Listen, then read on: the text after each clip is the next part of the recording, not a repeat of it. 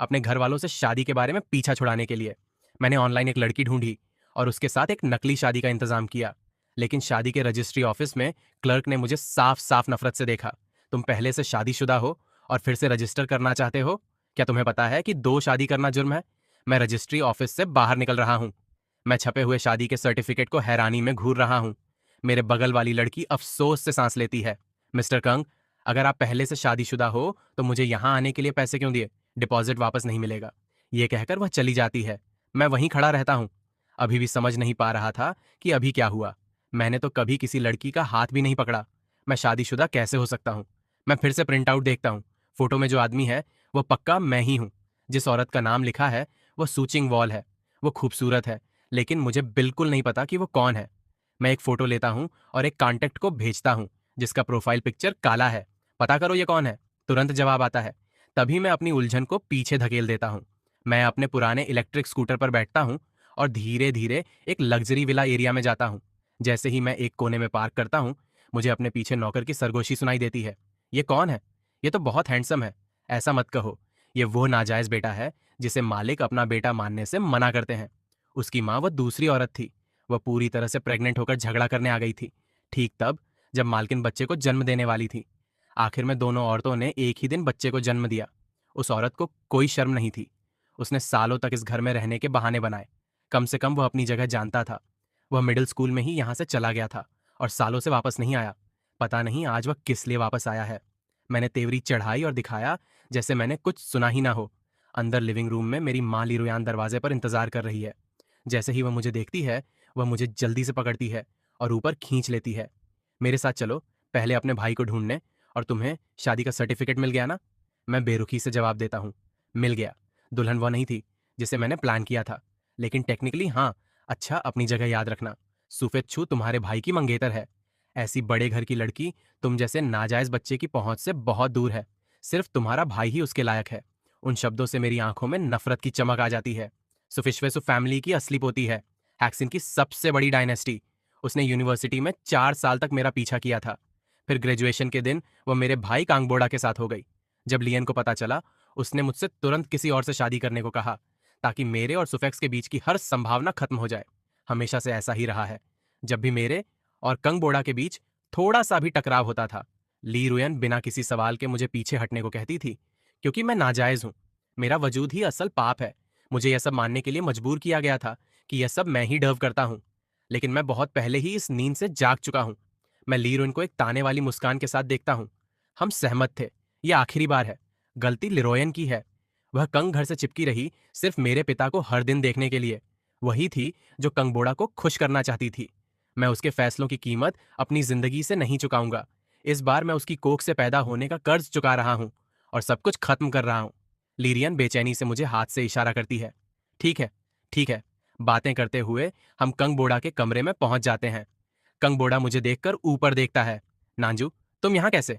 मैं जवाब देने ही वाला होता हूं, तभी ली रुयान बीच में बोलती है। बोड़ा नाजू की आज शादी हो गई। कांगबोड़ा हैरान दिखता है। इतनी जल्दी? वो कौन है? फैगू से बेहतर ली रुयाया नाक चढ़ाकर बोलती है। नामुमकिन पूरे हाईचंग। मैं मिस शू से बेहतर कोई नहीं है। कौन सा इज्जतदार परिवार उसे अपनाएगा? वह लड़की तो बस कोई सड़क छाप है। उसने तो उसे यहां लाने की हिम्मत भी नहीं की।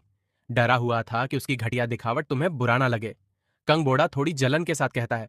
अरे नांजू काफी हैंडसम है, वरना फेक शू ने उसे 4 साल तक क्यों पीछा किया होता? खूबसूरती का क्या फायदा उसकी बैकग्राउंड के साथ? सिर्फ वही औरतें उससे शादी करेंगी जो कहीं भी मिल जाती हैं। मिस सू तो उसे बस एक खिलौना समझ रही थी, और कुछ नहीं। सिर्फ तुम ही बोड़ा सच में मिस सू के लायक हो। मैं तेवरी चढ़ाता हूं। फोटो में जो औरत है वह बिल्कुल वैसी नहीं दिखती जैसा ली रुयन ने अभी बताया। लेकिन मैं इतनी बेकार बात पर बहस नहीं करना चाहता। तभी कंगबोड़ा अपनी घड़ी बंद करना खत्म करता है। वो अपने ड्रेस शूज उठाने के लिए झुकता है, लेकिन उसकी शर्ट इतनी टाइट होती है कि वो आराम से झुक नहीं पाता। कंगबोड़ा हल्की सी मुस्कान देता है और मुझे देखता है। लरोयन तुरंत मुझे धक्का देती है। बेकार, अभी भी इतना बेखबर। तुम्हारा भाई झुक नहीं पा रहा। जाओ उसके जूते पहना दो फिर से। क्या लीन अभी भी सोचती है कि मैं वही नादान छोटा लड़का हूं जो हर मार चुपचाप सह लेता था? मैं अपना चेहरा खाली रखता हूं और मेरी आवाज में बेचैनी आ जाती है। तुम खुद ही उसके जूते पहना दो। कंग नांजू, ये कैसी बदतमीजी है? क्या तुम्हें लगता है कि शादी करने से तुम बहुत बड़े हो गए हो? तुम्हारी वो बीवी तो बस पैसे के पीछे भागने वाली है। तुम जल्दी ही कैंग फैमिली के पास वापस आओगे। अगर तुम अभी अपने भाई से अच्छे से नहीं रहोगे तो वो दिन आएगा जब तुम और तुम्हारी बीवी उसके पैरों में भीख मांगोगे। कंग फैमिली ने तुम्हें पाला है, कम से कम तुम उनके लिए खूब मेहनत कर सकते हो। इससे पहले कि मैं जवाब दे पाता, मेरे पिता कांग वेंजोंग दरवाजे पर दिखाई देते हैं। वह तेवरी चढ़ाते हैं, हमारा एक खास मेहमान जल्दी ही आने वाला है। ये सब शोर क्या है? हैंग बोडा कुछ नहीं कहता। ली रूहन नाटक करते हुए रोने लगती है। ये इस कमबख्त लड़के की वजह से है। उसने आज अपना शादी का सर्टिफिकेट ले लिया है और अब वह अपनी माँ की इज्जत नहीं करता। यह सुनकर कंग वन जजोंग की नजर मुझ पर पड़ती है। परिवार को कुछ भी अरेंज किए बिना शादी कर ली। क्या तुम्हारे पास सर्टिफिकेट है? मुझे दिखाओ। पिता की तरह दिखने वाले अजनबी की इस चिंता को देखकर मैं रुक जाता हूँ। फिर मैं अपने बैग से छपी हुई कॉपी निकालता हूँ, लेकिन ली रुएन उसके लेने से पहले ही उसे छीन लेती है। मुझे उस सड़क छाप का नाम दिखाओ जिससे तुमने शादी की है। कंगबोदा हैरानी से पूछता है। पापा कौन आ रहा है? आप कुछ ज्यादा ही घबराए हुए लग रहे हो। कंग वेंजो आने वाले मेहमान के बारे में सोचता है और तुरंत बहुत इज्जत के एहसास के साथ सीधा खड़ा हो जाता है।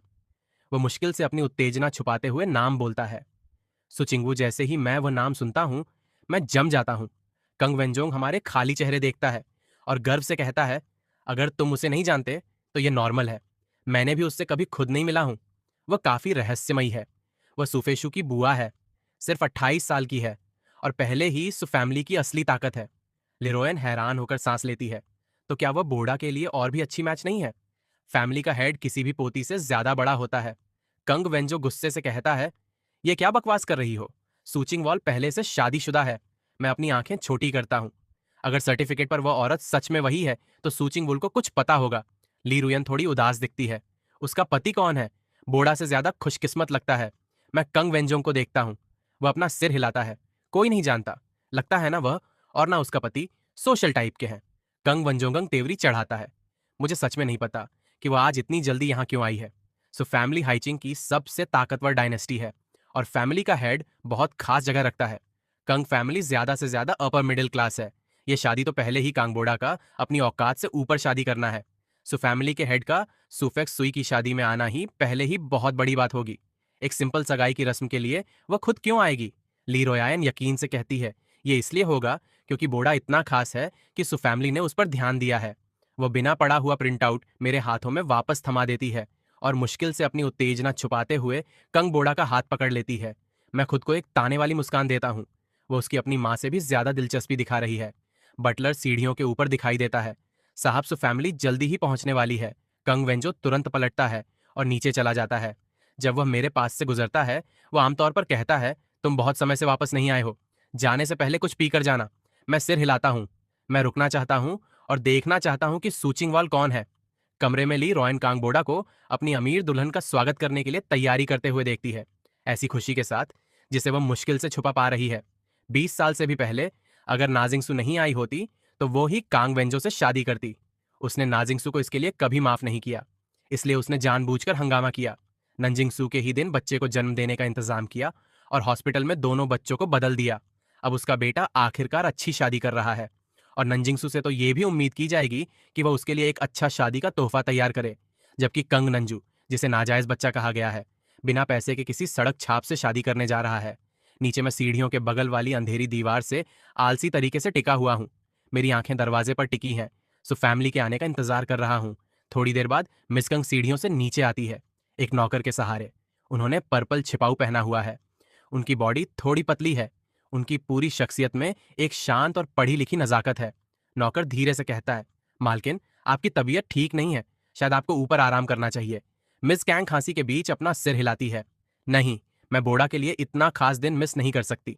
मैं उनकी शक्ल को सीढ़ियों से नीचे उतरते हुए देखता हूँ। मेरी आंखें एक गहरी गर्माहट से भर जाती हैं। ये लगभग अजीब है। जिस इंसान को मुझसे सबसे ज्यादा नफरत करने का हक था, वही इस घर में एकमात्र गर्माहट थी जिसे मैं जानता था। जब मैं छोटा था, लाइब्रेरियन अक्सर मुझे खाना खिलाना भूल जाती थी। मैं मुश्किल से चलना सीखा था जब मैं कचरे के डिब्बों में खाना ढूंढ रहा था, क्योंकि मैं भूखा था। एक दिन मिसेस कंग ने मुझे ऐसा करते हुए देखा। उसके बाद वह चुपचाप हर दिन मेरे लिए बगीचे में खाना छोड़ जाती थी। उन्होंने ये 12 साल तक किया। उनकी दया के बिना मैं शायद भूखा मर जाता। उन्हें कॉरिडोर में गायब होते हुए देखकर और उनकी खांसी की आवाज सुनकर मैं चिंता से तेवरी चढ़ाता हूं। तभी दरवाजे पर हलचल होती है। सो फैमिली आ गई है। कंग वेंजोंग और मिस कैंग उनका स्वागत करने जाते हैं। थोड़ी देर की बातचीत के बाद एक पूरा जुलूस अंदर आता है। मैं सुचिंग को जैसे ही वह अंदर आती है देख लेता हूँ। वह असल में फोटो से भी ज्यादा खूबसूरत है। जैसे मेरी नजर को महसूस करते हुए वह अचानक मेरी तरफ देखती है। एक पल के लिए हमारी आंखें मिलती हैं। उसकी नजर की तेजी मेरे अंदर कुछ उतार देती है। मैं उसके चेहरे में और कुछ ढूंढना चाहता हूँ, लेकिन सूचिंग हुआ अपनी नजर हटा लेती है। ये मुझे छोड़ देता है उलझन में। क्या वह मुझे जानती है या नहीं? कांग वेंजो गर्मी से मुस्कुराता है। मिसु, आपके पति कहाँ हैं? क्या वह आपके साथ नहीं आए? उन शब्दों पर मैंने महसूस किया कि सूचिंग वूल ने फिर से मेरी तरफ देखा। वह शांति से जवाब देती है, वह नहीं आ पाए। ग्रुप रिसेप्शन रूम की तरफ बढ़ता है। बातें करते हुए सुफेशु, जिसने 4 साल तक मेरा पीछा किया था, बड़ों के पीछे चलती है। अपनी फॉर्मल ड्रेस में वह यूनिवर्सिटी के दिनों से ज्यादा शांत और गंभीर लगती है। उसने मुझे नोटिस नहीं किया है। वह कांग बोडा के साथ धीरे धीरे बातें करते हुए बिजी है। सब लोग बैठ जाते हैं। सूचिंग बुल खास जगह पर बैठती है और सगाई की बात शुरू हो जाती है। मैं आखिरकार वहां से बाहर निकलता हूँ, जहां मैं खड़ा था, और रिसेप्शन रूम में जमा हुए लोगों को चुपचाप देखता हूँ। फिर कोई मेरा हाथ पकड़कर खींचता है। ली रुयन मुझ पर गुस्से से बोलती है, कंगनाजू, तुम अभी तक यहाँ क्या कर रहे हो? कहीं तुम अभी भी सूफेस छुए को पसंद तो नहीं करते? साफ सुन लो, वह तुम्हारी भाभी बनने वाली है। आराम से। मुझे दूसरा आदमी बनने में कोई दिलचस्पी नहीं है। कंगवेंजो ने मुझे पीने के लिए रुकने को कहा था। जब से मैं समझदार हुआ हूं, मैंने उन्हें हमेशा कंगवेंजो ही बुलाया है, कभी पापा नहीं। ली रुयन दांत पीसती है। वह तो बस शराफत थी। तुमने उस सच मान लिया। तुम्हें अपनी जगह नहीं पता। मैं भी ऐसी जगह पर फैमिली को शर्मिंदा किए बिना नहीं आ सकती। और तुम्हें लगता है कि एक नाजायज बच्चा उस टेबल पर बैठ सकता है? अभी यहां से निकल जाओ।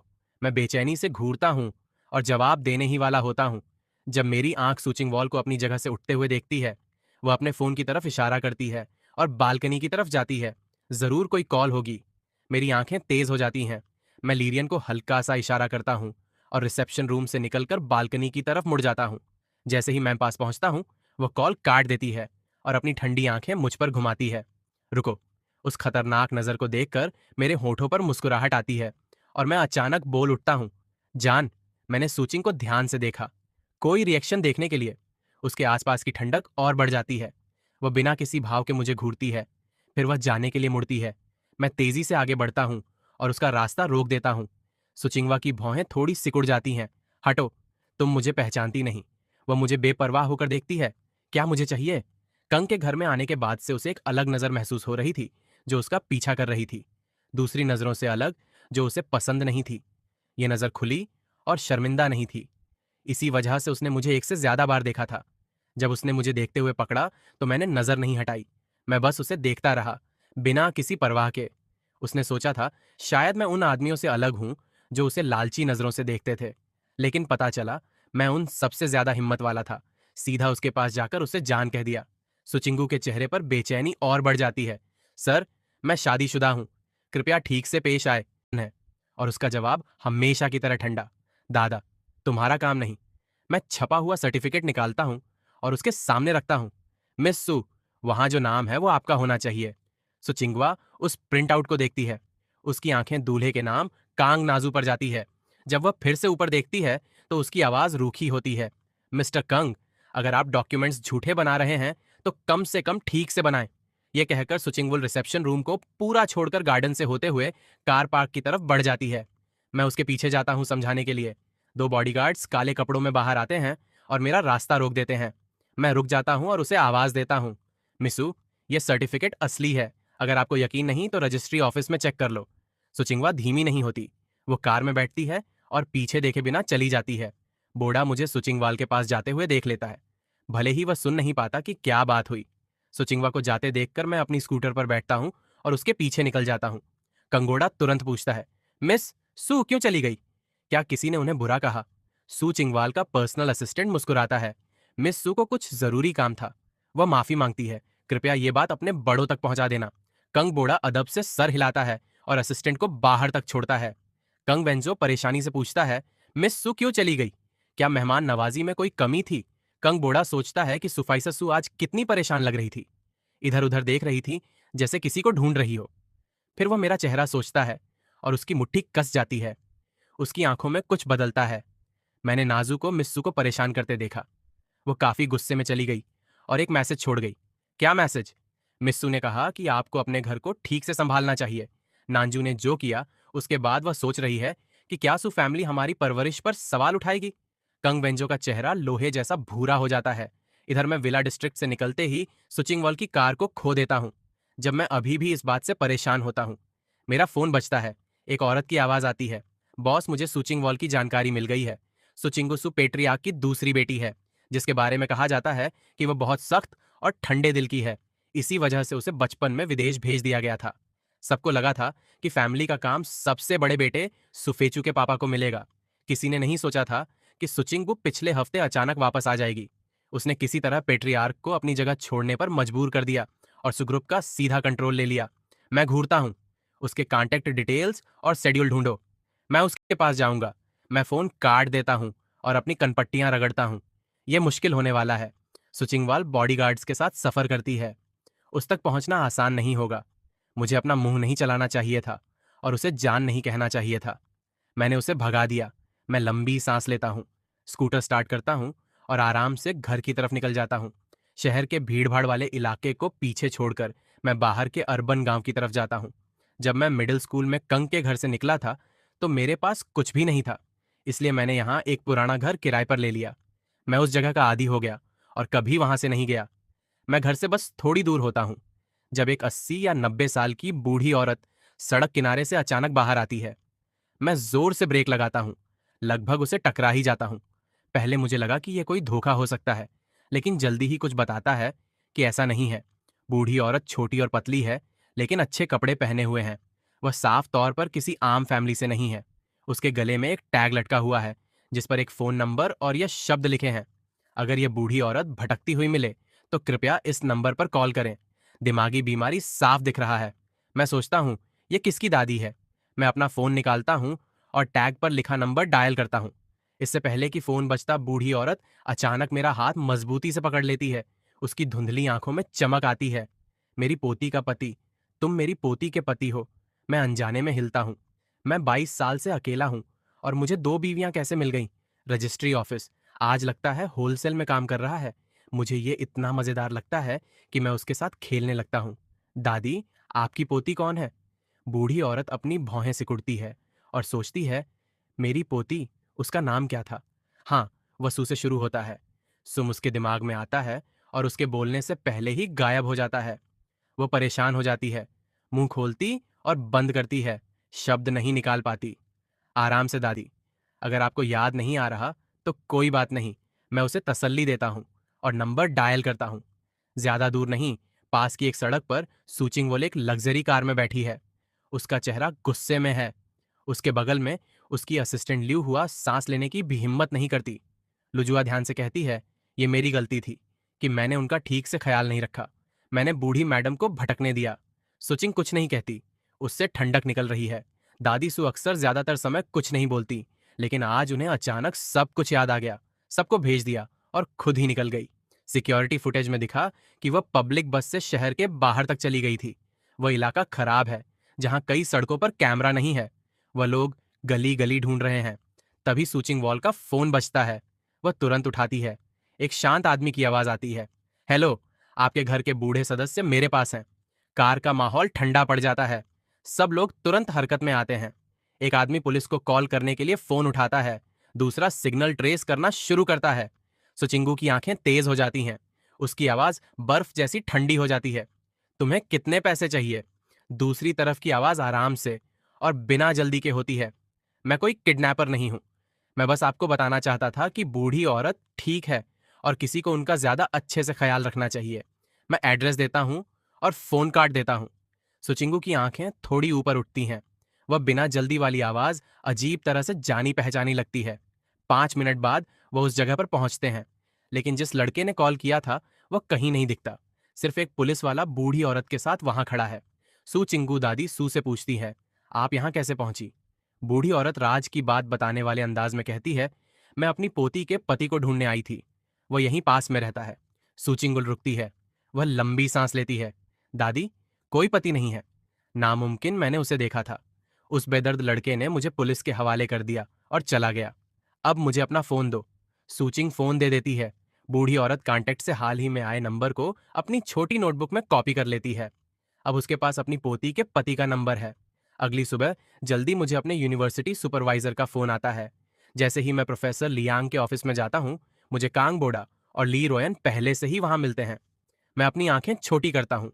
कंग बोडा और मैं दोनों हाइजिंग यूनिवर्सिटी में पढ़ते हैं, जो शहर की सबसे अच्छी है। कंग बोडा अच्छे नंबरों से अंदर आया था। मैंने जानबूझकर अपनी एबिलिटी से कम नंबर लिए ताकि उसे पीछे ना छोड़ दूं, और सबसे कम पसंद किया जाने वाला department energy and power engineering चुना। लेकिन 2 साल पहले नई एनर्जी अचानक देश का सबसे गर्म फील्ड बन गया। कंग बोडा ने तुरंत डिपार्टमेंट बदल लिया और हम फिर से एक ही क्लासेस में आ गए। कंग बोडा का यहाँ होना एक बात है, लेकिन ली रोयान यहाँ क्यों है? इससे पहले कि मैं और सोच पाता, प्रोफेसर लियांग गंभीर आवाज में बोलते हैं, कंग, नाजू, तुम्हारी पक्की पोस्ट, ग्रेजुएट सीट वापस ले ली गई है। जब मैं अभी भी यह बात समझ रहा होता हूँ। प्रोफेसर आगे कहते हैं, तुम्हारी माँ कहती है कि तुम्हारा व्यवहार और बैकग्राउंड पोस्ट ग्रेजुएट सिलेक्शन की जरूरतों के हिसाब से नहीं है। क्या तुम दोनों के बीच कोई गलतफहमी है? तुम्हें उनसे माफी मांगनी चाहिए। तुम्हारे आगे बहुत अच्छा फ्यूचर है। एक पल के गुस्से की वजह से अपना फ्यूचर बर्बाद मत करो। कंगबोड़ा पहले लंबी सांस लेता है, फिर कहता है, प्रोफेसर लियांग नाजू की माँ बस उसका भला चाहती है। वह मेरी तरफ देखता है। तुमने मिस सू को बुरा कहा। उन्होंने ये साफ कर दिया है कि वह तुम्हें हाइचिंग से बाहर चाहती हैं। मुझे एक पल लगता है यह समझने में कि वह जिस मिस की बात कर रहा है वह सूचिंकू है, लेकिन मैंने उससे बस कुछ बातें की थी और वह जाते वक्त गुस्से में नहीं लग रही थी। जब मैं अभी भी सोच रहा होता हूँ, कब बोड़ा मेरे पास आता है, कंगनाजू, ये एक प्लेन टिकट है जो हमारे पापा ने तुम्हारे लिए खरीदा है। वह चाहते हैं कि तुम विदेश चले जाओ और ये मामला शांत हो जाए, वरना कंग फैमिली भी तुम्हें बचा नहीं पाएगी। मेरी आंखों में नफरत की चमक आती है। वह बस नहीं चाहते कि मैं कंग के नाम को इसमें घसीटूं। कंग बोड़ा देखता है कि मैं टिकट लेने के लिए कोई हरकत नहीं करता। वह एक बैंक कार्ड निकालता है और ईमानदारी दिखाता है। क्या तुम्हें चिंता है कि तुम विदेश में संभल नहीं पाओगे? इसमें 500 हैं। इसे मेरे तरफ से तुम्हारे खर्च के लिए समझ लो। इससे शुरू करो। अगर यह काफी नहीं है तो मैं बाद में अपने अलाउंस से और दे सकता हूं। कंग फैमिली का सबसे बड़ा बेटा, और वह सिर्फ 500 दे सकता है। मुझे यह लगभग मजेदार लगता है। ली रूहन उससे कार्ड छीन लेती है। बोड़ा, तुम क्या कर रहे हो? कंग फैमिली का उसे प्लेन टिकट खरीदना ही बहुत ज्यादा है। वह मेरी तरफ मुड़ती है और हुक्म देती है, अपना सामान पैक करो और देश छोड़ दो। मैंने तुम्हारा यूनिवर्सिटी से नाम कटवाने का काम पहले ही कर दिया है। मैं उसे ठंडी आंखों से देखता हूं। किस हक से तुम मेरे लिए फैसले लेती हो? इस हक से कि मैं तुम्हारी माँ हूं, और तुम्हारे जैसे नंबर 1 के साथ ग्रेजुएट होना वैसे भी मुश्किल होगा। बेहतर है जल्दी पैसे कमाने जाओ। प्रोफेसर लियांग तुरंत बोलते हैं, मैडम, ली आपको गलतफहमी हुई है। इस यूनिवर्सिटी में अपने समय के दौरान स्टूडेंट कंगली रुयन उन्हें पूरा करने से पहले ही रोक देती है। प्रोफेसर, आपको उसके लिए बोलने की जरूरत नहीं है। मैं जानती हूं वह कैसा है। उसने पोस्ट ग्रेजुएट स्टडी सिर्फ इसलिए चाहिए थी क्योंकि बोर्डा चाहता था। उसे बोर्डा से अपनी तुलना करने से पहले खुद को अच्छे से देखना चाहिए। प्रोफेसर लियांग हैरानी से कांग बोर्डा की तरफ मुड़ते हैं। जहां तक मुझे याद है, तुम पोस्ट ग्रेजुएट सिलेक्शन के लिए क्वालिफाई नहीं हुए थे और तुमने एंट्रेंस एग्जाम भी नहीं दिया था। कांग बोर्डा नम्रता से मुस्कुराता है। मैं स्पेशल डायरेक्ट रिक्रूटमेंट से जा रहा हूँ। एक बड़े प्रोफेसर को जो किसी खास स्टूडेंट को पसंद करता है, उसे सीधा रिक्रूट करने की इजाजत होती है। इसके लिए जरूरी है कि प्रोफेसर का दर्जा बड़ा हो। जब प्रोफेसर लियांग पूछते हैं, कौन से प्रोफेसर, कंग बोड़ा थोड़ा नरम होकर बोलता है, डॉक्टर नैन, उनकी क्लीन हाइड्रोजन फ्यूल रिसर्च कामयाब हो गई थी। उसका पेटेंट भी मिल गया था और इससे उन्हें डॉक्टर का खिताब मिला। मैं उसे चुपचाप हैरानी से देखता हूँ। डॉक्टर नैन, मुझे याद नहीं कि मैंने कंग बोड़ा को रिक्रूट करने का कोई प्लान बनाया था। प्रोफेसर लियांग की आंखें बड़ी हो जाती हैं। तुम डॉक्टर नैन को जानते हो? कंग बोड़ा धीरे से मुस्कुराता है। यह बस इत्तेफाकत से हुआ। मेरी माँ ने एक बार डॉक्टर नैन की पढ़ाई के लिए पैसे दिए थे। जब डॉक्टर नैन कामयाब हो गए तो वह हमारे परिवार से मिलने आए। मेरी माँ ने ही उनकी पढ़ाई मुमकिन बनाई थी। तब से वह हमारी फैमिली कंपनी को टेक्निकल सपोर्ट दे रहे हैं। मुझे नहीं लगता वह मेरी कोई भी बात मना करेंगे।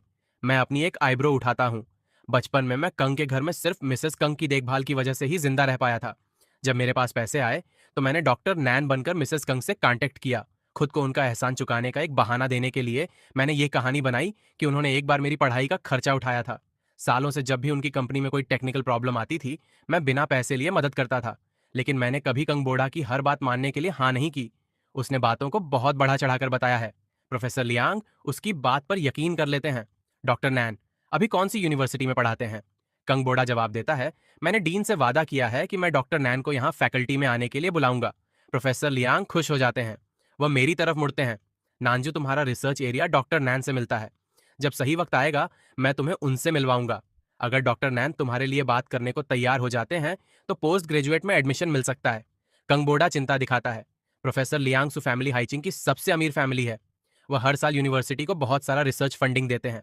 प्रोफेसर लियांग उसकी बात को टाल देते हैं। डॉक्टर नन की अभी बहुत डिमांड है। मैंने सुना है कि विदेशी यूनिवर्सिटीज उन्हें अपने पास बुलाने के लिए कम्पीट कर रही हैं। बहुत सारी कंपनीज भी उनमें इन्वेस्ट करने के लिए लाइन में लगी हैं। अगर डॉक्टर नयन मदद करने को तैयार हो जाते हैं तो यूनिवर्सिटी उनकी बात को जरूर पहले रखेगी।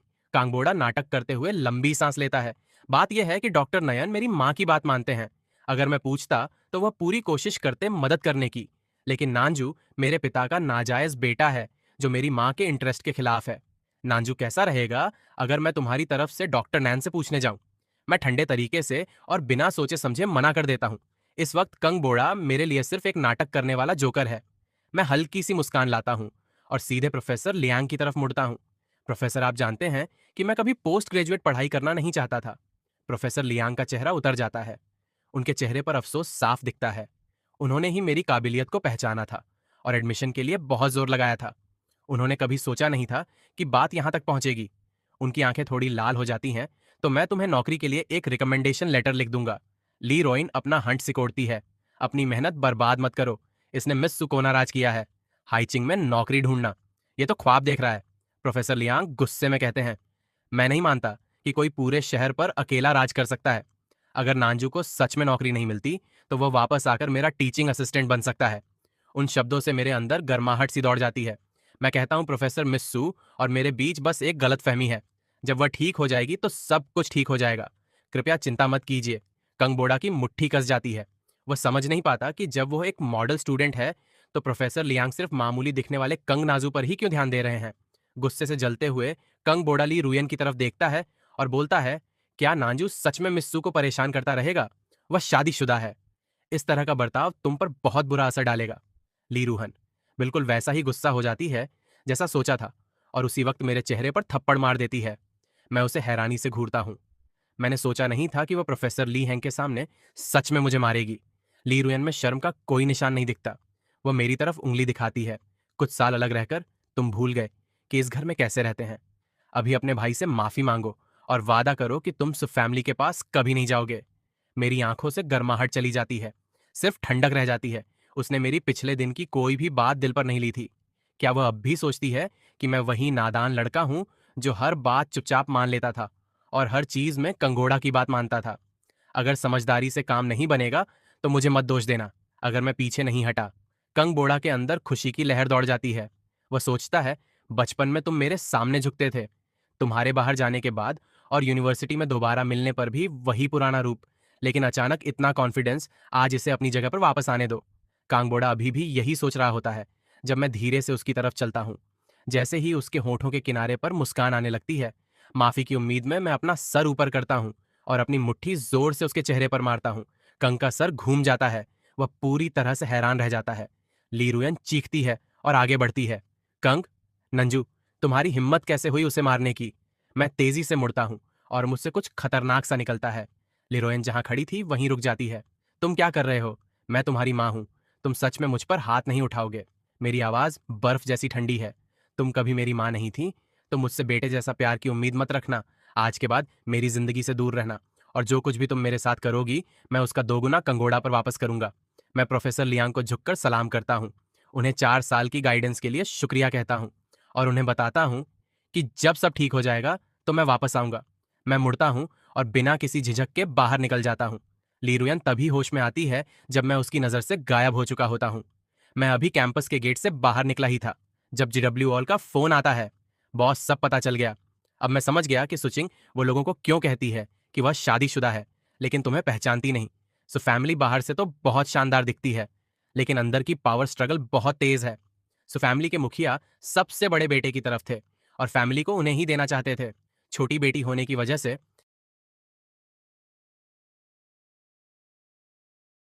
2 साल तक अपनी अंधी प्रेमिका सुमूनचिंग की पागलों की तरह सेवा करने के बाद जब वह ठीक हुई तो उसने सबसे पहले अपने पुराने बॉयफ्रेंड गुयाजी से शादी कर ली। लोग कह रहे थे कि दोनों ने मुश्किलों को पार कर अपना प्यार पा लिया। मैं चौराहे पर लगी बड़ी स्क्रीन पर उनकी शादी का लाइव टेलीकास्ट देख रहा था। मैंने जेब से प्रपोजल रिंग निकाली, रास्ते के एक भिखारी को दी और मुड़कर चल दिया। मुझे अपने उन 2 सालों पर तरस आ रहा था। सुमोनचिंग इस शहर के पूर्व सबसे अमीर इंसान की इकलौती बेटी थी, जो कभी मेरी पूरी दुनिया थी।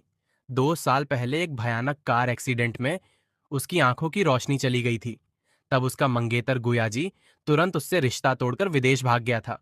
उस मुश्किल वक्त में मैंने अपनी शेयर मार्केट में लिस्ट होने वाली करोड़ों की कंपनी और टीम को छोड़ दिया। मैं 24 घंटे उसकी आंखें बनकर उसके साथ रहा। मैंने उसके लिए ब्रेल लिपि सीखी, उसका पसंदीदा खाना बनाना सीखा और उसे आवाज़ों से दुनिया पहचानना सिखाया।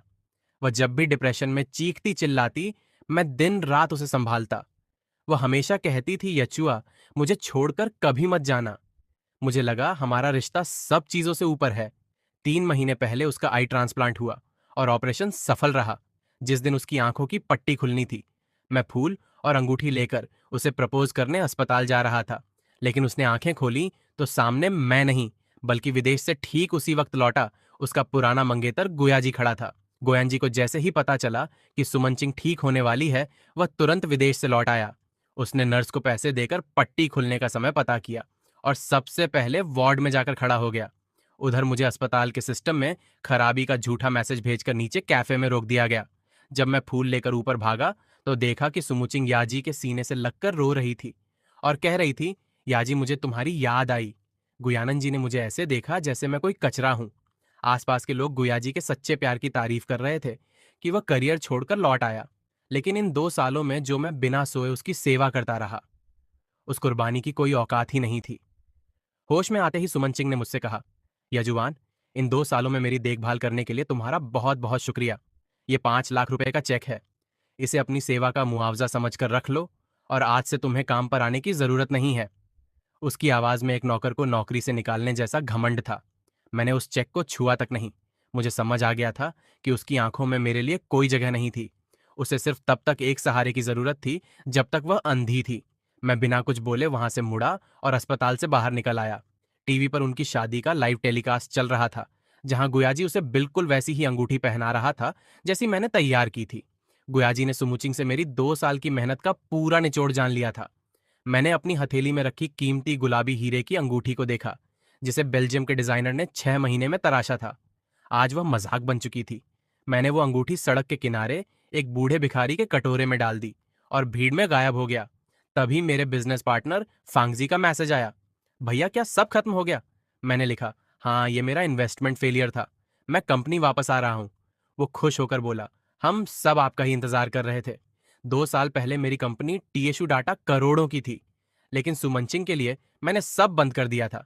जब मैं धूल से भरे ऑफिस पहुंचा तो मेरी पुरानी टीम वहीं थी। उन्होंने करोड़ों के पैकेज ठुकराकर मेरा इंतजार किया था। मैंने कहा, भाइयों, माफ करना, देर हो गई, अब काम पर लगो।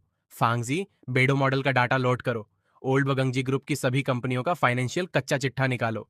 जी ग्रुप की जो फाइनेंशियल रिपोर्ट ओल्ड वोंग ने निकाली थी, उसे साफ था कि उनका पुराना ट्रेडिशनल बिजनेस अब धीरे धीरे डूब रहा था। गुया जी के पिता गुहोंगाई ने उसे बिजनेस वर्ल्ड में खुद को साबित करने के लिए कंपनी का नया इंटरनेट और एंटरटेनमेंट सेक्शन सौंप दिया था। वही सेक्शन जिसका मैं 2 साल पहले बेताज बादशाह हुआ करता था। फंगजी ने कंप्यूटर स्क्रीन पर एक फाइल खोलते हुए बताया कि गुयान जी ने हुनहाई नाम के एक नए मेटावर्स सोशल प्रोजेक्ट में अपनी कंपनी के 50 करोड़ रुपए झोंक दिए हैं। जब मैंने उस प्रोजेक्ट के टेक्निकल ढांचे को ध्यान से देखा तो मैं दंग रह गया। वह हूबहू मेरे 2 साल पुराने कोर्ट स्टार प्रोजेक्ट जैसा था, जिसे मैंने सुमनशी के एक्सीडेंट के वक्त अधूरा छोड़ दिया था। जांच करने पर पता चला कि गोएनजी ने हमारी कंपनी के एक पुराने टेक्निकल मैनेजर को बहुत मोटी सैलरी पर अपनी कंपनी में रख लिया था। यह वही मैनेजर था जिसे 2 साल पहले मैंने डाटा लीक करने के शक में नौकरी से निकाला था। उसी गद्दार ने मेरे प्रोजेक्ट का पूरा ब्लूप्रिंट और आइडिया चुराकर गुयाजी को बेच दिया था। जीथांगजी गुस्से में कांपते हुए बोला, भैया, यह तो सरासर चोरी है। क्या हम कोर्ट में उन पर केस दर्ज करें? मैंने ठंडी मुस्कान के साथ कहा, केस करना बहुत लंबा और थका देने वाला प्रोसेस है। मैं कोर्ट के चक्कर काटकर अपना वक्त बर्बाद नहीं करना चाहता। मैं चाहता हूं कि उसका महत्वाकांक्षी प्रोजेक्ट एलची होने से पहले ही दम तोड़ दे। उसकी पूरी 50 करोड़ की इन्वेस्टमेंट पानी में डूब जाए और पूरे बिजनेस वर्ल्ड में उसकी ऐसी थूथू हो कि वह कभी उठ ना पाए। मैंने तुरंत आदेश दिया, फंगजी, हमारे बेडो मॉडल का इस्तेमाल करके ग्रुप के सभी पार्टनर्स, सप्लायर्स और बैंकों के लोन का डाटा खंगालना शुरू करो। हमें उनकी चैन की सबसे कमजोर कड़ी को ढूंढना है। इसके साथ ही मार्केट में ये अफवाह फैला दो कि टीएसयू डाटा अपने एक क्रांतिकारी सोशल प्रोडक्ट के साथ दोबारा मार्केट में कदम रख रहा है। हमने गुयांजी के प्लेटफॉर्म को टक्कर देने के लिए कोई नया ऐप नहीं बनाया, बल्कि बेडो मॉडल की मदद से उसके प्लेटफॉर्म के अंदर घुसने वाला एक अंडरग्राउंड एआई सॉफ्टवेयर तैयार कर दिया, जिसका नाम हमने रखा डोंगचाजी यान, यानी सब कुछ देख लेने वाली आंख। ये सॉफ्टवेयर ऊपर से देखने पर एक फ्री और मददगार टूल की तरह लगता था, लेकिन इसके बैकएंड में एक ऐसा कोड था जो उनके प्लेटफॉर्म पर आने वाले हर यूजर का पर्सनल डाटा और उनके सीक्रेट्स को चुपचाप ट्रैक कर सकता था। क्योंकि गैंग ने अपने ऐप के प्रमोशन के लिए शुरुआती एंट्री बिल्कुल फ्री रखी थी, इसलिए हमने अपने हजारों एआई रोबोटिक यूजर्स को उसके प्लेटफॉर्म पर एक्टिव कर दिया। लॉन्च से ठीक एक दिन पहले मैंने इस डोंगचाजी एन सॉफ्टवेयर को इंटरनेट पर मुफ्त में डाउनलोड करने के लिए उपलब्ध करा दिया। लॉन्च के पहले ही दिन गुप के शेयर मार्केट में आसमान छूने लगे। हर जगह गुंजी की वाहवाही हो रही थी। उसे बिजनेस वर्ल्ड का नया शहंशाह घोषित किया जा रहा था। सुमन सिंह उसके बगल में खड़ी होकर चमचमाती पार्टियों में मीडिया के सामने मुस्कुरा रही थी। उन दोनों को दूर दूर तक इस बात का अंदाजा नहीं था कि इंटरनेट की इस अदृश्य दुनिया में उनके पैरों के नीचे बारूद बिछाया जा चुका है। हमारा फ्री सॉफ्टवेयर इतना जबरदस्त हिट हुआ कि लाखों यूजर्स ने जीपी के ऐप के साथ साथ इसे भी डाउनलोड कर लिया। अब गुयांजी की टेक्निकल टीम धर्म संकट में फंस चुकी थी। अगर वह हमारे सॉफ्टवेयर को बैन करते तो उनके लाखों यूजर्स ऐप छोड़कर भाग जाते, और अगर उसे छोड़ देते तो उनका डाटा लीक होने का खतरा था। जब तक उनकी टीम कुछ सोच पाती, तब तक मैं उनके पूरे प्लेटफॉर्म की नस नस का डाटा अपने हाथ में ले चुका था। लॉन्च के एक हफ्ते बाद गुयाजी नेशनल टीवी पर घमंड से चूर होकर एक बड़ा इंटरव्यू दे रहा था और सुमोचिंग उसे गर्व से निहार रही थी। मैंने ऑफिस में बैठकर टीवी का रिमोट दबाया, उसे बंद किया और फांगजी से कहा, अब समय आ गया है, शुरू करो। ठीक एक घंटे बाद गुयंजी के प्लेटफॉर्म का पूरा कच्चा चिट्ठा, सुरक्षा की कमियां और डाटा चोरी होने की एक 100 पन्नों की पूरी रिपोर्ट देश की सभी सरकारी सुरक्षा एजेंसियों, बड़े मीडिया हाउस और उनके शेयर होल्डर्स को ईमेल कर दी गई। उस ईमेल के नीचे बड़े अक्षरों में लिखा था, टीएसयू डाटा। ये रिपोर्ट बिजनेस की दुनिया में किसी बम की तरह फटी। हर न्यूज चैनल पर ब्रेकिंग न्यूज चलने लगी कि ग्रुप का नया प्रोजेक्ट पूरी तरह असुरक्षित है और लोगों का पर्सनल डाटा खतरे में है। सरकार ने तुरंत उन्हें नोटिस भेज दिया। डरे हुए यूजर्स तेजी से ऐप डिलीट करने लगे और शेयर मार्केट खुलते ही गुप के शेयर बहुत बुरी तरह गिर गए। कुछ ही मिनटों में उनके करोड़ों रुपए डूब गए और इस तबाही को देखकर गुयाजी के पिता गुहंगाई को दिल का दौरा पड़ गया। लेकिन असली और आखिरी वार अभी बाकी था। मैंने जिस खतरनाक इन्वेस्टर से मीटिंग की थी, वह वॉल स्ट्रीट का एक बहुत बड़ा शॉर्ट सेलर था। उसने मौका देखते ही बाजार में जी ग्रुप के नाम पर करोड़ों का सट्टा खेल दिया, जिससे गुरु अंदर से पूरी तरह खोखला हो गया। बैंकों ने उनके पुराने लोन रिकवर करने के नोटिस भेज दिए और सप्लायर्स ने ऑफिस के बाहर हंगामा करना शुरू कर दिया। उसी शाम जब मैं अपने ऑफिस की बालकनी में खड़ा था तो मेरे फोन की स्क्रीन चमकी। वह सुमनशी का कॉल था। जैसे ही मैंने फोन उठाया, दूसरी तरफ से कांपती और डरी हुई आवाज आई, यचुआ, ये सब तुमने किया है ना? तुम इतने डरावने और बेरहम इंसान कैसे हो सकते हो? मैं धीरे से हंसा और बोला, डरावना सुमन सिंह, 2 साल पहले जब तुम पूरी दुनिया के लिए एक लाचार अंधी लड़की थी, तब मैंने तुम्हें उस काले अंधेरे से बाहर निकाला था। आज मैं सिर्फ तुम्हारे उस घमंडी पति को बिजनेस की दुनिया में उसकी असली हैसियत दिखा रहा हूं। और रही बात बेरहमी और बदले की, तो क्या तुम्हें सच में लगता है कि 2 साल पहले जिस भयानक कार एक्सीडेंट में तुम्हारी आंखों की रोशनी गई थी, वह बस एक इत्तेफाक था? मेरी बात सुनते ही फोन की दूसरी तरफ समूचिंग की सांसें जैसे अटक गईं। वो कांपती आवाज में बोली, तुम्हारा तुम्हारा क्या मतलब है यचुआ? साफ साफ कहो। मैंने ठंडे अंदाज में कहा, मैं तुमसे ज्यादा बकवास नहीं करना चाहता। अगर तुम्हें मेरी बात पर भरोसा नहीं है तो जाकर उस ट्रक ड्राइवर लीवई से खुद पूछ लो, जिसने 2 साल पहले तुम्हारी कार को सीधी टक्कर मारी थी। वो अभी कुछ दिन पहले ही अपनी जेल की पूरी म्याद काट कर बाहर आया है। और हाँ, जाते जाते जरा ये भी पता कर लेना कि पिछले साल उसकी बेटी के अचानक हुए हार्ट ट्रांसप्लांट के लाखों रुपए किस छुपे हुए खाते से आए थे। ये कहकर मैंने बिना उसकी बात सुने फोन काट दिया। 2 दिन बाद फांगजी ने मुझे आकर बताया कि सुमून सिंह ने उस ड्राइवर को ढूंढ निकाला था और उससे सारा सच उगलवा लिया था। उस रात गु परिवार के बड़े बंगले में सुमन सिंह और गुयंजी के बीच बहुत भयंकर लड़ाई हुई। चीखने, चिल्लाने और शीशे टूटने की आवाजें पूरी रात आती रहीं। असल में वो कार एक्सीडेंट कोई इत्तेफाक नहीं, बल्कि गुयाई जी की एक सोची समझी खतरनाक साजिश थी। वो सुमुनचिंग की कामयाबी और उसकी आज़ादी को बर्दाश्त नहीं कर पा रहा था। इसलिए उसने ड्राइवर को मोटी रकम देकर वह एक्सीडेंट करवाया था, ताकि सुमुनचिंग हमेशा के लिए बेबस और अंधी होकर उसके कदमों में पड़ी रहे। अब मेरे और उस वॉल स्ट्रीट के बड़े इन्वेस्टर के बिछाए जाल में फंसकर गुरु पूरी तरह कंगाल हो चुका था। उनके सारे बैंक खाते बंद हो चुके थे। गोएंजी के पिता आईसीयू में जिंदगी और मौत की जंग लड़ रहे थे, और गुयाजी को बोर्ड मेंबर्स ने धक्के मारकर कंपनी से बाहर निकाल दिया था। एक हफ्ते बाद गुयाजी ने मुझे एक सुनसान रेस्टोरेंट में मिलने बुलाया। जब मैं वहां पहुंचा तो वो किसी भिखारी की तरह बिखरा हुआ, डरावना और थका हुआ दिख रहा था। उसने रोते और कांपते हाथों से गु एंटरटेनमेंट के बचे कुचे शेयर्स के कागजात मेरी तरफ बढ़ाए और मिन्नतें करते हुए कहा, इनवान, मैं हार मान चुका हूं। तुम जीत गए। ये सारे शेयर्स तुम रख लो, पर भगवान के लिए मेरे परिवार को छोड़ दो। मेरे पिता अब नहीं बचेंगे। मैंने उसकी तरफ देखा और मुस्कुराते हुए कहा, ग्वेंजी, ये बिजनेस की जंग है। यहां कोई दया नहीं होती। तुम अपनी खुद की कमजोरी और लालच की वजह से हारे हो। और रही बात तुम्हारे पिता की, तो जब तुम सुमु सिंह का वो खतरनाक एक्सीडेंट प्लान कर रहे थे, तब क्या तुमने एक बार भी उसके बूढ़े पिता के आंसुओं के बारे में सोचा था? यह सुनते ही गोयाजी पागलों की तरह टेबल पर हाथ मारकर चिल्लाया, यचुआ, तुम्हें क्या लगता है कि तुम जीत गए हो? तुम जीतकर भी पूरी तरह हार चुके हो। तुम्हें क्या लगता है यह सच जानने के बाद सुमन सिंह तुम्हारे पास दौड़ी चली आएगी? कभी नहीं। हाँ, मैं मानता हूं कि वह एक्सीडेंट मैंने ही करवाया था, लेकिन क्या तुम जानते हो कि वह सब कुछ जानने के बाद भी खुद अपनी मर्जी से मेरे पास शादी करने आई थी? मैं अपनी जगह पर हैरान रह गया। गुंजी ने पागलों की तरह हंसते हुए आगे कहा, उसे तुम्हारी टीएनयू डाटा कंपनी की ताकत का अच्छे से अंदाजा था। जब मैं विदेश से लौटा तो मैंने उसके सामने घुटने टेक कर भीख मांगी थी कि अगर यचुअन को पता चला तो वह मुझे और मेरे पूरे परिवार को मिटा देगा। सिर्फ तुम ही उसे रोक सकती हो। और जानते हो उस बेवकूफ लड़की ने क्या किया? उसने मुझसे शादी करना चुना, ताकि वह अपनी शादी के रिश्ते से मुझे बांध सके और तुम्हें, एक पूरे परिवार को बर्बाद करने के बड़े पाप से बचा सके। वो तुम्हें बिजनेस की दुनिया का विलेन बनने से बचा रही थी, और इसके लिए उसने खुद को मेरे जैसे अपराधी के हवाले कर दिया। कितना बड़ा मजाक है ना? ये सुनते ही मेरे दिमाग में जैसे सन्नाटा छा गया। तो ये थी असली कहानी। वहां कोई नफरत या बेवफाई नहीं थी, बल्कि एक बेहद बेवकूफी भरी और अजीब कुर्बानी थी। सुमन सिंह ने एक मनगढ़ंत दुश्मनी को खत्म करने के लिए खुद की पूरी जिंदगी दांव पर लगा दी थी। मुझे अचानक याद आया कि जब अस्पताल में उसने मुझे 5 लाख का चेक दिया था, तो उसकी आंखों में वो अजीब सी दूरी और घमंड क्यों था? वो जानबूझकर नाटक कर रही थी, ताकि मैं उससे नफरत करके हमेशा के लिए दूर चला जाऊं। एक पल के लिए मेरे अंदर का सारा गुस्सा गायब हो गया, और उसकी जगह एक गहरे दुख ने ले ली। हम दोनों एक दूसरे को बचाने के चक्कर में खुद ही अपनी खुशियों को तबाह कर बैठे थे। गुयानजी हाँफते हुए हंस रहा था। कैसा लगा यह कड़वा सच?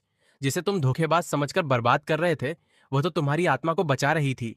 मैंने गहरी सांस ली, अपने जज्बातों पर काबू पाया, और उस कीमती शेयर्स की फाइल को बीच से फाड़कर 2 टुकड़े किए और पास के कचरे के डिब्बे में फेंक दिया। मैंने खड़े होकर अपनी जैकेट ठीक की और उसके कान के पास झुककर ठंडी आवाज में कहा, गुयाजी, तुम्हें लगा यह सच सुनकर मैं बच्चों की तरह रोऊंगा? तुम बहुत नादान हो। पहली बात, तुमने एक कानूनन जुर्म किया है, जिसके लिए कानून तुम्हें तड़पाड़ पाकर सज्जा देगा। दूसरी बात, बिजनेस की दुनिया में तुमने मेरा आइडिया चुराया था, इसलिए मैंने तुम्हें बर्बाद किया। इसका सुमुचिंग के फैसलों से कोई लेना देना नहीं है। और तीसरी, सबसे जरूरी बात, मैंने थोड़ा और झुककर कहा, सुमुचिंग ने अपनी जिंदगी के लिए क्या चुना, वो उसका अपना फैसला था। मेरी जिंदगी कैसी होगी, ये उसके त्याग तय नहीं करेंगे। उसने खुद को एक अपराधी के लिए कुर्बान किया। वह उसकी अपनी बेवकूफ़ी थी, और मैं आज अपना खोया हुआ राजपाट वापस पा रहा हूं। ये मेरा हक है। मुझे तुम्हारी वह पुरानी पुश्तैनी हवेली चाहिए, जो तुम्हारे खानदान की आखिरी इज्जत है। आखिरकार पूरी तरह टूट चुके गुयाजी ने उस पुश्तैनी हवेली के कागजात पर साइन कर दिए। मैंने उस बड़ी और घमंडी हवेली को बुलडोजर से पूरी तरह टुड़वा दिया, और वहां गरीब और बेसहारा बच्चों के लिए एक बहुत बड़ा स्कूल और रहने की जगह बनवा दी। उधर सुमुन सिंह ने गुयाजी को हमेशा के लिए तलाक दे दिया, और इस बिजनेस की दुनिया से दूर देश के किसी दक्षिणी छोटे से शांत शहर में फूलों की एक छोटी सी दुकान खोलकर खुद के लिए जीने लगी। ठीक 1 साल बाद मेरी कंपनी टीएशू डाटा दुनिया के सबसे बड़े शेयर मार्केट में लिस्ट हुई, और हमारी कंपनी की कीमत कई अरब डॉलर पार कर गई। उस रात को मिली इस बड़ी कामयाबी की शानदार पार्टी में मैं कांच की बालकनी में हाथ में ड्रिंक लिए अकेला खड़ा था। तभी अचानक मेरे फोन की स्क्रीन पर एक अनजान नंबर चमका। मैंने फोन उठाया तो दूसरी तरफ से सुमोचिंग की बहुत ही शांत और गंभीर आवाज आई, इनवान, तुम्हारी इस बड़ी कामयाबी के लिए तुम्हें बहुत बहुत बधाई। मुझे माफ कर देना। मैं सच में बहुत बड़ी बेवकूफ थी, जो खुद को बहुत समझदार समझ रही थी। मैंने आसमान की तरफ देखा और कहा, वह सब पुरानी बातें हैं। मूसिंग, मैं उन्हें कब का भूल चुका हूं। तुम भी भूल जाओ। उसने थोड़ी देर रुककर पूछा, यवान, तुमने उसको परिवार की हवेली को तोड़कर वहां बच्चों का स्कूल क्यों बनवाया? मैंने मुस्कुराकर कहा, क्योंकि जहां बहुत ज्यादा अंधेरा और साजिशें पकी हो, वहां रोशनी का होना सबसे ज्यादा जरूरी होता है। मासूम बच्चों की पढ़ाई और खिलखिलाहट की आवाज उस जहरीली हवेली के घमंड से लाख गुना बेहतर है। सुमुचिंग ने आखिरी बार अपनी पूरी हिम्मत जुटाई और कांपती आवाज में पूछा, इंसान, क्या हम दोनों फिर से पहले जैसे नहीं हो सकते? मैंने उसकी बात को बीच में ही काट दिया और कहा, मूनिंग, 2 साल पहले जब तुम्हारी आंखों में पट्टी बंधी थी, तब मैंने तुम्हें एक किताब की कुछ लाइनें पढ़कर सुनाई थी। कुछ पंछी ऐसे होते हैं जिनके पर इतने चमकदार होते हैं कि उन्हें पिंजरों में बंद नहीं किया जा सकता। पुराना इंसान एक पिंजरे में बंद पंछी था, और वह पिंजरा तुम्हारा अंधा प्यार था। लेकिन जिस दिन तुमने मुझे छोड़कर उस अपराधी गुंजी का हाथ थामा, वो पंछी उसी पिंजरे में घुटकर मर गया। अब जो तुम्हारे सामने है, वो खुले आसमान का बाज है जो बहुत ऊंचा उड़ चुका है। वो किसी भी पुराने पिंजरे में वापस नहीं आएगा। फोन की दूसरी तरफ से उसके सिसकने और रोने की धीमी आवाजें आ रही थीं। उसने अपने आंसू पोंछते हुए कहा, मैं समझ गई। यचुआ, भगवान करे तुम्हारी आगे की जिंदगी बहुत खूबसूरत हो। मैंने भी कहा, तुम्हारी भी। मैंने फोन काटा, उसका नंबर हमेशा के लिए डिलीट किया और वापस मुड़कर अपनी उस चमचमाती हुई पार्टी की दुनिया में लौट आया जो अब मेरा असली और इकलौता साम्राज्य